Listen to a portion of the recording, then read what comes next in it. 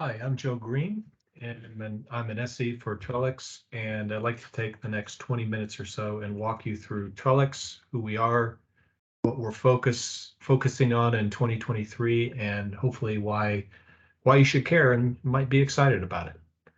So, if there's one overarching problem in security today, it's complexity. It's really the root cause of all the challenges that we're facing. So let's review the state of the industry. Nation state attacks are not just only on other nation states now, but also on private companies. We're seeing an ever expanding attack surface. We're seeing targeted threats versus the traditional commodity threats. And we're seeing the outshot of that being overwhelmed security teams. So let's take a look at each one of those in more detail. So nation states are really no longer focused on nation states. And as we saw about 2 years ago in the SolarWinds breach, they're also targeting private companies to gain a foothold. And even if they aren't the ultimate target, that's their aim, is to get into the infrastructure, into the supply chain. The attack surface has really increased over the last, several years. Of course, during the pandemic, we have more and more people working remotely, at least part-time. And so mobile users are inundated with phishing attacks and doing much of their work on SaaS platforms in the cloud. In a recent poll, um, companies were asked, what are you concerned about? And 45% said that they were concerned about employee errors, responding to things like phishing and ransomware, insider threats, and just plain cyber hygiene. So all of this has led to, of course, more alerts, burned out security teams, and resulting in lots of employee turnover and struggles to retain and replace those security people. So the world has definitely changed, but the security problems persist, and they not only persist, but they're actually getting worse. So looking at security technology market over the last several years, we've seen more and more complexity. We have technologies like SIM, splintering into the cloud, introducing things like SOAR and UABA. Same thing on the endpoint side. Endpoint has become EDR and splintered into network detection and response, data, cloud, and IT. And so what we're seeing here is a move to consolidate, to simplify, and simplifying to something called XDR, which sort of brings everything together. And that is kind of our focus of this presentation today. So what is XDR? XDR is not really a technology per se, but it's a framework that extends the visibility of all your point products like endpoint, network, data, and cloud into single focal point where events can be correlated and detected as a single alert and they're responded to quickly by your security team with the goal of reducing that time to response. So this is really the big idea behind bringing together these two great names in security, McAfee and FireEye. They both have great security technology, and combined, they provide the underpinnings for a very comprehensive XDR platform as a brand new company, Trellix. Trellix has introduced the first truly open and native XDR platform by leveraging McAfee and FireEye native technologies and designing an architecture that any technology will be able to plug into. So there are four core principles in building out our XDR platform. The first is simplicity, complexity being the root of the problem, so we strive to make it as easy as possible. We want to attempt to scale our product to hundreds of thousands of users. Since we have that many users, our XDR platform should be able to handle that and then some.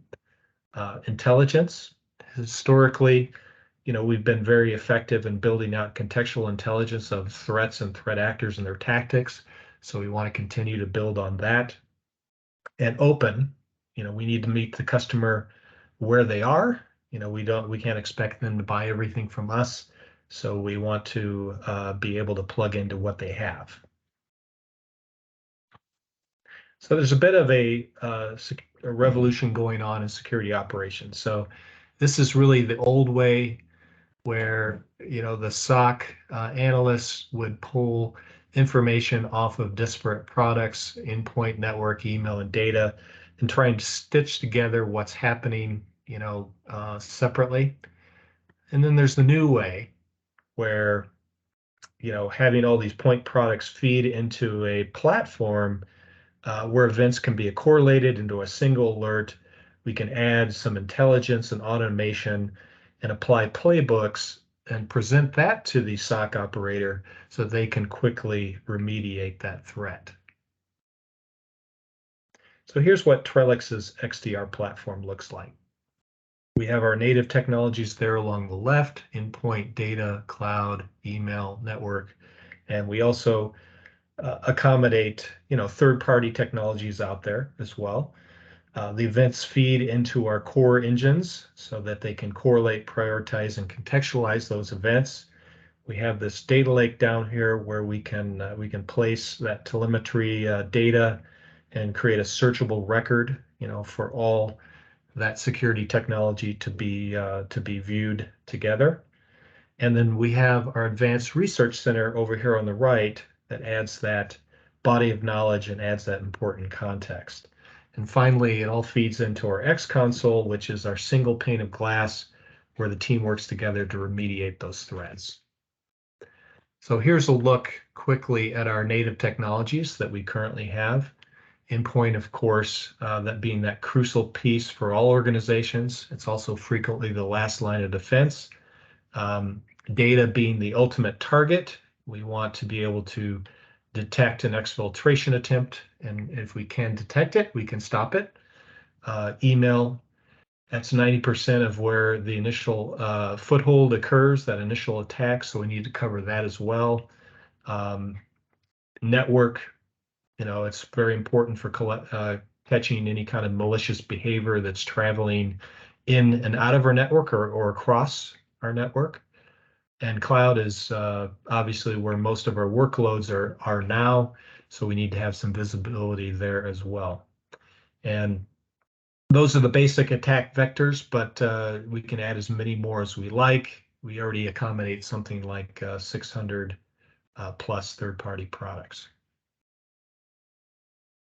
So as I said, endpoint is that crucial piece, and we've really upped our game here. So in early 2023, we'll have a new unified endpoint, and it combines that proven protection from McAfee EDS, or I'm sorry, ENS, and it will also have response features of EDR, and then we've added in the forensic capabilities of FireEye's HX agents and optional modules, and whatever, so basically, wherever you start in your path, if you have any of these things, we'll have an upgrade path for you to the new agent.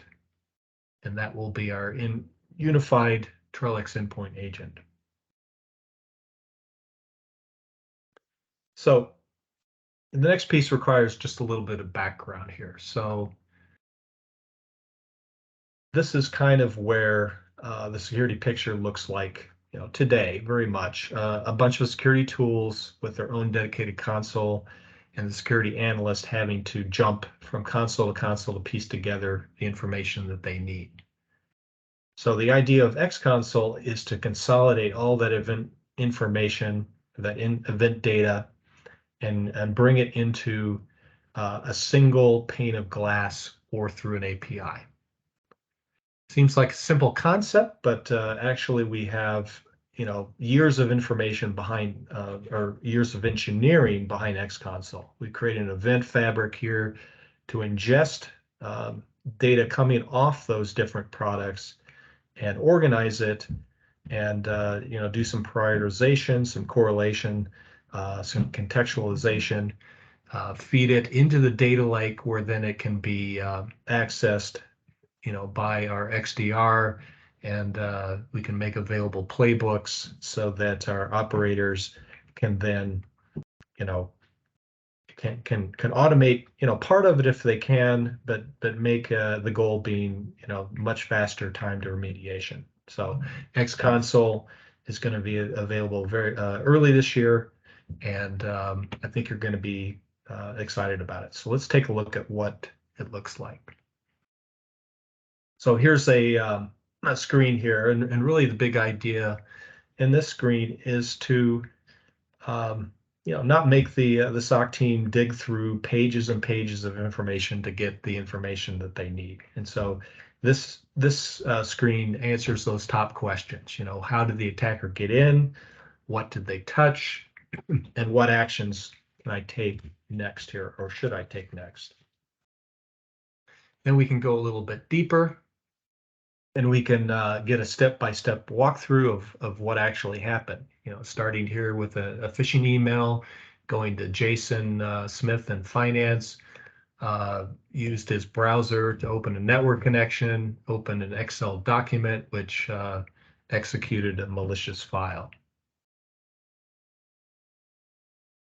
So next, what actions or playbooks are available to run or have already been run automatically per our settings? And after those actions are taken, we can see here an accounting of it in this reporting screen. And of course, in every security organization, management is going to want to be informed. So here's a high-level snapshot of what happened, and we can create one of these as part of the workflow. Of course, a critical step of every incident here is to improve our defenses the next time. So we saw this attack attributed to APT28.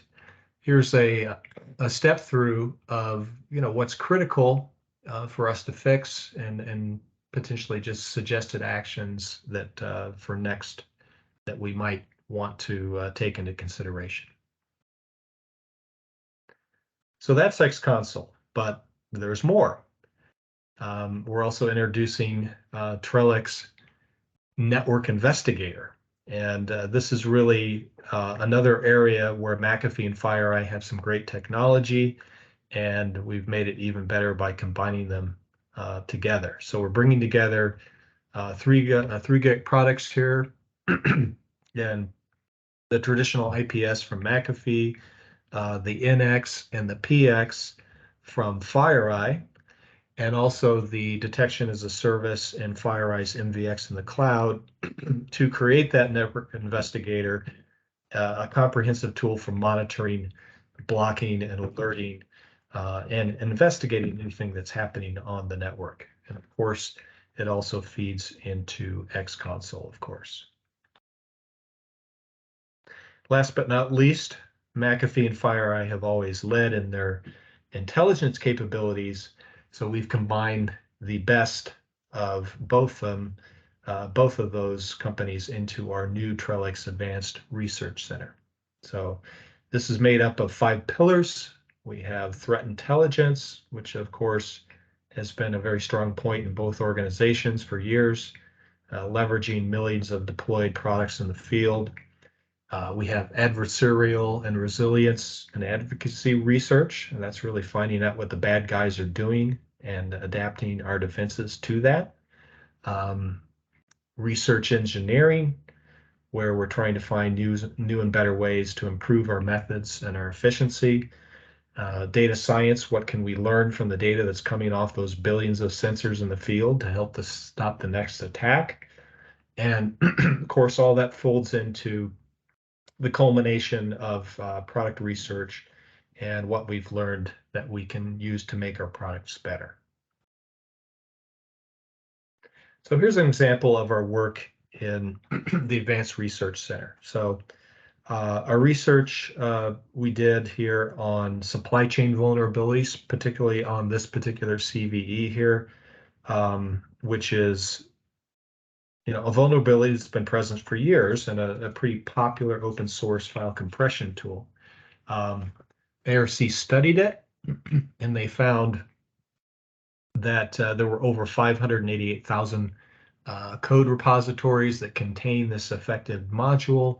Approximately 350,000 repositories were vulnerable, to an attack as a result of their supply chains. And this calculated out to an average of 61% of those using this code being at risk of an attack from it. And this translated into a pretty actionable and proactive dispatch to our customers. So before I wrap up, just a word about an initiative we have here at Trellix to promote opportunities in the security industry, which we truly believe is very important work, or soulful work, as we call it. And we hope to inspire and cultivate a new generation of security practitioners to do that soulful work. Last announcement is in regard to our partner program. We're launching it with a brand new focus this year with these aspects.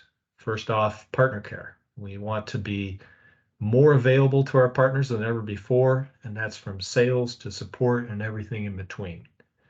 We also want to do a lot more demand creation, and we want to align with our partners for a unified sales motion. We've launched Trellix University, and we want to promote, great product knowledge in our partners that's on par with our own. And then services. We know services are a very large part of what makes our partners successful. And we want to partner them or empower them to provide services around our products. So I'll leave you with some thoughts from a few customers that we've been working on our new initiatives and directions here. I'll let you read through a few of these, and you can see that there are a few excited folks about the future, and we hope you are as well. Thank you very much.